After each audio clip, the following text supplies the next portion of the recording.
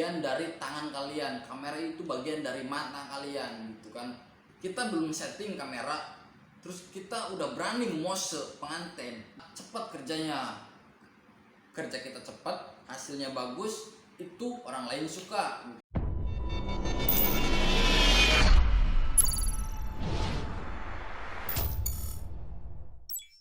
Assalamualaikum warahmatullahi wabarakatuh. Di video kali ini saya akan berbagi tips, trik dalam bidang fotografi gitu kan.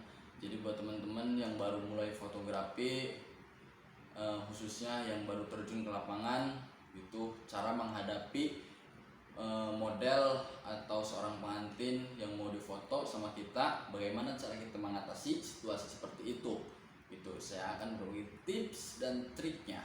Tips yang pertama itu adalah ramah. Jadi dengan kita ramah sama pengantin atau model yang akan kita pose, itu membuatnya nyaman gitu. Bagaimana cara melakukannya? Kita harus bisa, satu, kita harus bisa memperkenalkan diri kita, terus kita memberi lelucon kepada model atau pengantinnya. Jadi supaya seorang pengantin atau seorang model yang dekat kita itu nggak canggung, nggak malu-malu gitu kan. Kan kadang-kadang ada seorang pengantin yang mau dipose itu kadang-kadang grogi atau ya takut gitu kan. Yang kedua itu adalah sopan. Dengan kita sopan, kita harus bisa berbuat sopan sama pengantin, sama model yang akan kita pose. Salah satunya kita nggak boleh berbuat semena-mena karena di situ ada laki-lakinya atau suaminya. Nah, dengan kita sopan, pengantin juga akan merasa nyaman sama kita gitu kan. Karena tidak semua pengantin wanita bisa bisa berjabat tangan gitu. Misalkan salaman tangan juga maaf ya mas gitu. Itu misalkan seperti itu. Jadi banyak seorang fotografi pemula itu main pegang-pegang aja gitu. Jadi itu kesalahan yang besar gitu. Apalagi menghadapi pengantin muslimah, itu sesuatu yang kesalahan yang sangat besar lah buat saya gitu kan. Karena disitu juga ada laki-lakinya, ada suaminya. Jadi barangkali tersinggung, jangan sampai membuat seorang pengantin suaminya itu marah atau tidak suka sama kita gitu kan. Nah, bagaimana cara kita menghadapinya gitu. Misalkan kita mau pose gitu kan, kita harus minta maaf dulu. Maaf ya mbak, saya pegang misalkan gitu. Kalau misalkan pengantinnya menolak, tidak ingin dipegang sama kita, oke, nggak jadi masalah gitu. Kita lihat kondisi situasi, apakah pengantinnya boleh dipegang sama kita, apakah pengantinnya tidak boleh dipegang sama kita. Sebelumnya juga kita harus tahu gitu kan. Nah, lanjut dengan tips yang ketiga. Yang ketiga itu adalah kita harus bisa mempelajari angle pengantin, angle kamera gitu. Mata kita adalah titik fokus dari sebuah lensa gitu kan. Anggap aja mata kita lensa. Jadi di mana seorang pengantin berdiri, sekiranya misalkan dari depan gitu kan. Contoh, misalkan dari depan kelihatan jelek gitu kan. Terus kita pindah ke kanan atau ke kiri gitu kan, atau ambil dari bawah gitu. Nah, itu adalah salah satu cara pengambilan angle gitu. Karena ada pengantin yang mohon maaf badannya agak gemuk gitu, terus dia minta, mas minta dilangsingin gitu. Nah, ada yang seperti itu gitu. Semua fotografi pasti ingin seorang model, seorang pengantinnya itu cantik, dia seksi gitu kan, tubuhnya tuh pas untuk dipose dan kita enak gitu. Jadi mata kita sebagai lensa tuh enak melihat model tuh nyaman saja gitu. Nah, itu tips yang ketiga. Sekarang tips yang keempat. Yang keempat itu adalah kita memaksimalkan wardrobe atau pakaian yang dipakai sama pengantin wanita atau pengantin pria. Contohnya ada pengantin wanita yang pakai gaun panjang sampai 10 meter katakan. Nah, kebanyakan fotografi pemula itu males banget. Saya juga sama waktu dulu seperti itu, males banget, sangat males karena memang di situ kan banyak orang, di situ banyak kotoran atau air ya. Nah, mungkin alasan mereka juga masuk akal karena tidak mau membereskan itu semua. Dan seharusnya kita nggak usah memikirkan hal seperti itu, karena kita membutuhkan gambar yang bagus gitu kan, pose yang bagus gitu. Tujuan kita adalah pose gambar itu maksimal disukai oleh model atau pengantin kita. Gaun yang sering dipakai oleh pengantin oleh pengantin wanita itu kan kadang-kadang panjang gitu kan ekornya. Jadi semakin panjang ekornya itu jadi kita semakin lama untuk membereskan hal tersebut gitu.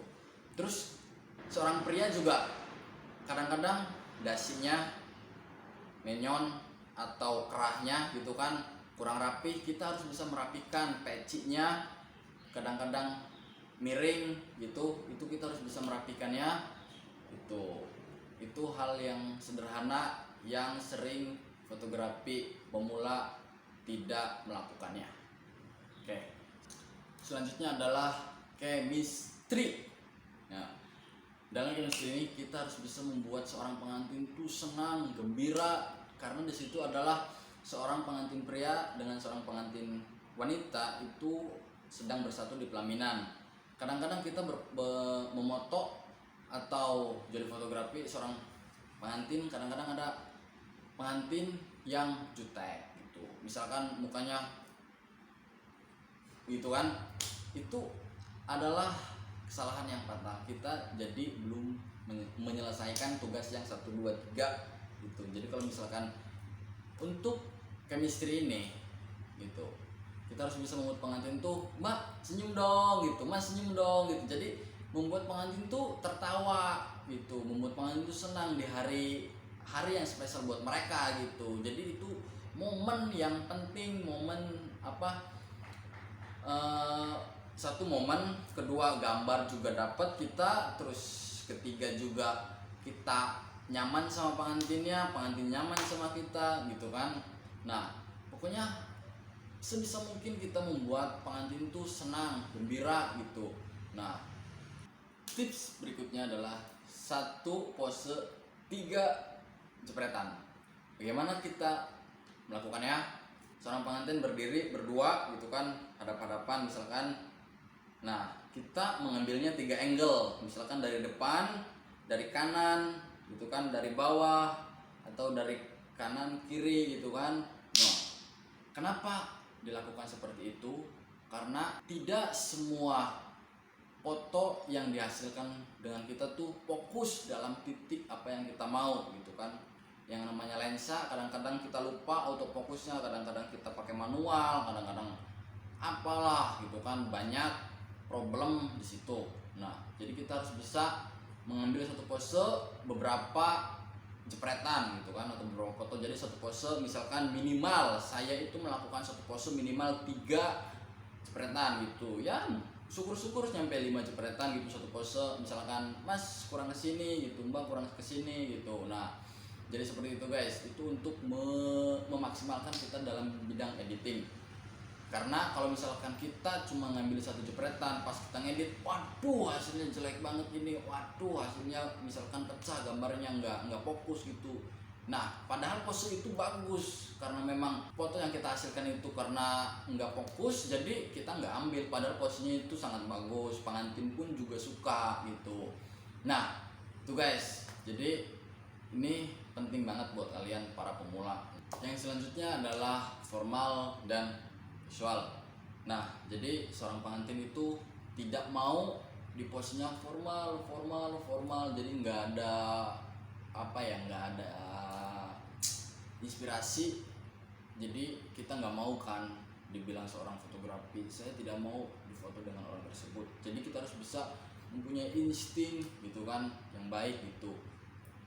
Foto casual itu misalkan dengan bergaya atau berekspresi yang romantis, yang lucu gitu kan. Jadi membuat pengantin tuh senang melihat fotonya gitu. Misalkan pengantinnya, waduh gitu kan, lucu banget gitu. Jadi kita harus bisa melakukannya. Bagaimana kita harus melakukan yang tersebut gitu? Diajak bercanda, diajak pokoknya berdekatan diri kita dulu lah gitu. Jadi sebelum kita melakukan hal-hal tersebut, kita harus tip 1, tip 2, 3 itu harus terpenuhi. Nah itu guys, jadi buat teman-teman buat fotografi itu apalagi baru terjun ke lapangan pasti akan menghadapi situasi yang sangat kaget gitu, karena kalian terjun langsung dengan seseorang yang kalian nggak kenal gitu, apalagi kalian harus pegang ininya gitu, apalagi harus kalian ngatur mas senyum gitu, apalagi wah banyak banget cobaan yang kalian, tapi itu harus kalian hadapi karena kalian butuh momen, kalian butuh gambar gitu kan yang bagus gitu. Oke, selanjutnya adalah kita harus bisa membawa contekan. Ini sangat penting buat pemula fotografi. Sekali lagi, ini untuk video ini saya membuat video ini itu untuk pemula fotografi, gitu kan. Bagi yang udah senior itu, jadi mohon maaf kalau misalkan saya salah, gitu kan, dalam mengasih informasi, dalam berbagi informasi kepada teman-teman itu dalam ucapan saya gitu, barangkali ada yang salah itu. Oke guys, nah di sini kalian harus bisa membawa contekan, misalkan dalam bentuk gambar atau di galeri kalian gitu kan, karena pribadi saya sendiri itu sering terjadi blank dalam bidang pose gitu kan. Kenapa blank? Misalkan kita udah siap gitu kan, terus kemudian ada teman pengantin atau keluarganya itu menaiki pelaminan gitu kan, kita kan nggak mungkin langsung tahan ya mbak, tahan ya bu, tahan ya apa, jadi kita nggak mungkin seperti itu, karena itu juga sopan, kita harus bisa berbuat sopan, kita harus bisa menghargai orang lain.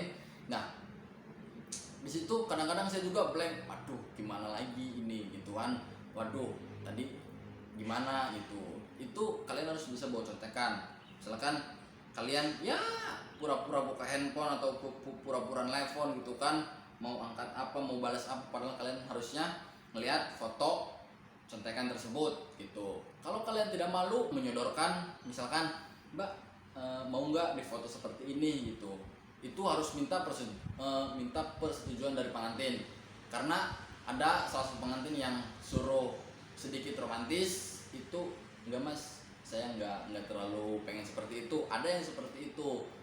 Ada juga pengantin yang boleh mas, saya mau yang seperti itu. Ada yang seperti itu. Nah jadi kalau misalkan kalian memberikan contekan gitu kan, sebaiknya kalian harus minta izin dulu sama pengantinnya, mbak mau nggak foto seperti ini.